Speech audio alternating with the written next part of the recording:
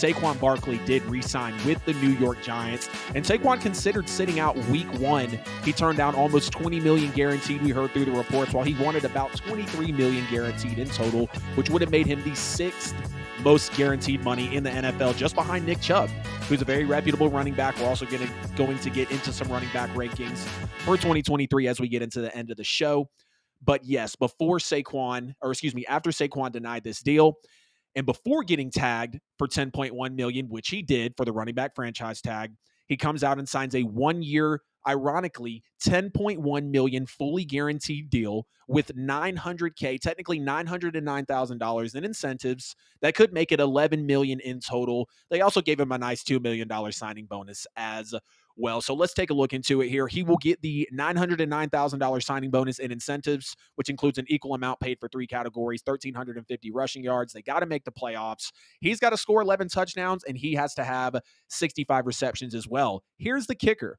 The deal does not include a no franchise tag clause, sources told ESPN, meaning the Giants can tag him again after this season. And let's just take a look at the franchise tag and, of course, how it has not fared well for running backs. They draft them, play out their 4 years, tag them, and then possibly recycle them or tag them again. And let's look into what Saquon Barkley was saying about his potential holdout before we get into the money of the contract.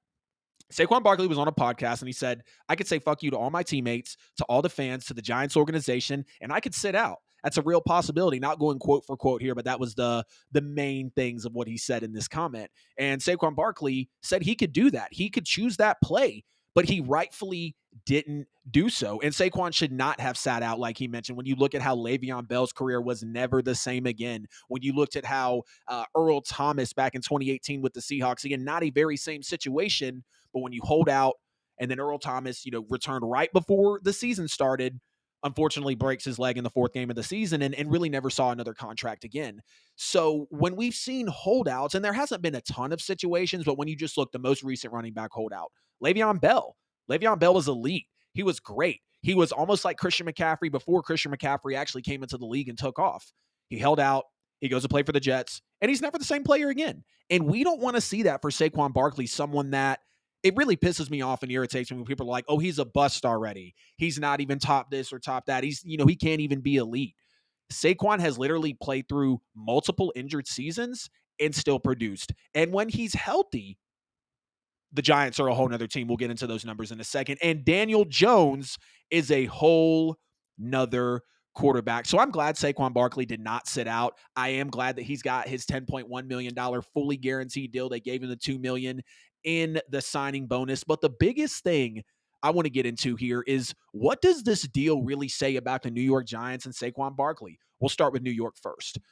So you go to tag him for 10.1, and then, Barkley comes back, gets the 1-year deal. I don't really, and I should have looked in deeper, I don't really understand why he would, well, no, never mind. I do, because 1, he got the signing bonus, which I don't believe comes with a franchise tag. And then 2, it does have the ability to get escalated to $11 million. We know Saquon wanted about $15 to $16 million a year. What does this say about the New York Giants? They're not budging on the running back market. And I actually just saw on Instagram before I got on the show, New York tried to move Saquon Barkley after they tagged him back in March, but nobody wanted to bite because Saquon wanted that 15, 16 million a year. Clearly the Giants were only willing to tag him. They weren't going to meet on it.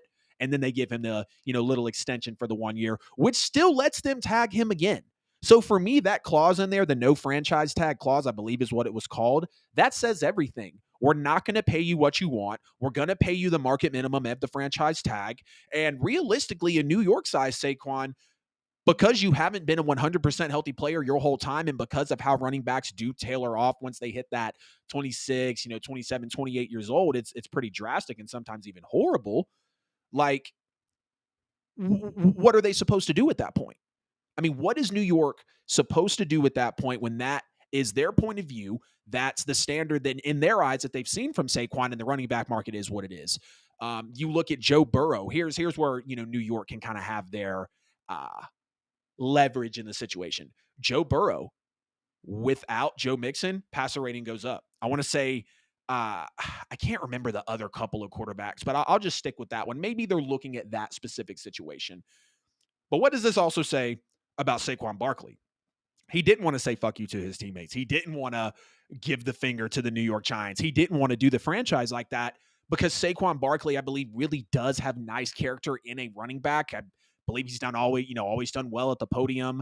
He really gives it his all out there. Yes, maybe he can't stay healthy, but Saquon coming back, I want to say he scrubbed, the social media for the New York Giants. He could have done that. He could have stuck it to the Giants because do you want to know Daniel Jones's numbers without Saquon Barkley? Don't worry, I'll go ahead and tell you.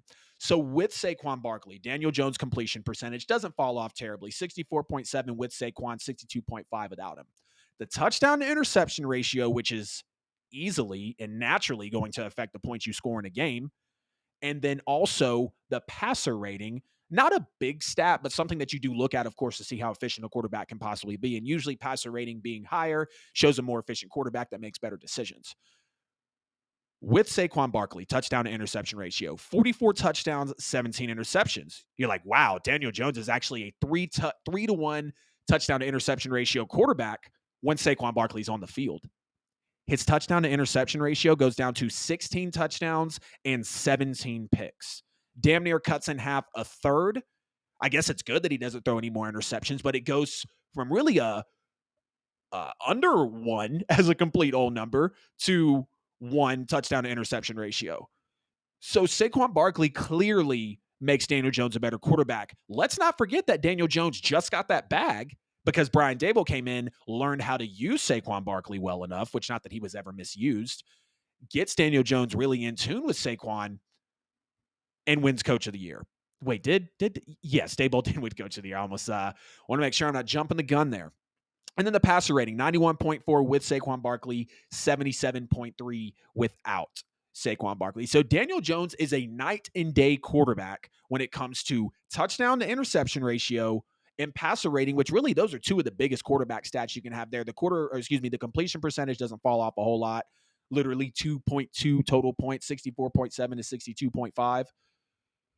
So Saquon knew that the Giants needed him, and he's going to go play, probably bank on himself, play healthy, try to get that deal somewhere else, maybe come to more terms after this, stretch of 17 NFL games in this season that, hey, I'm probably not going to get that 15 to 16 million. And I think if Saquon Barkley is really intelligent enough to take that in, he'll be able to get another deal, of course, below the range that he wants now, but he still wants to play. He doesn't want to shaft it to his teammates. He still wants to support the New York Giants organization. So the deal for New York shows them they're not budging. They're looking at the running back market as really the average. Things are worth what you're willing to pay for them, and they're not willing to pay that money for Saquon Barkley. For Saquon, I think this shows real character. He's actually willing to be there for his team. And again, the Daniel Jones stats with and without Saquon Barkley are absolutely atrocious. So y'all get in the comments, get in the chat. Let me know what you think about Saquon Barkley signing the 1 year, $10.1 million fully guaranteed deal, which I can respect for that, with also another $900K in incentives to get him about an extra $1 million and a $2 million signing bonus.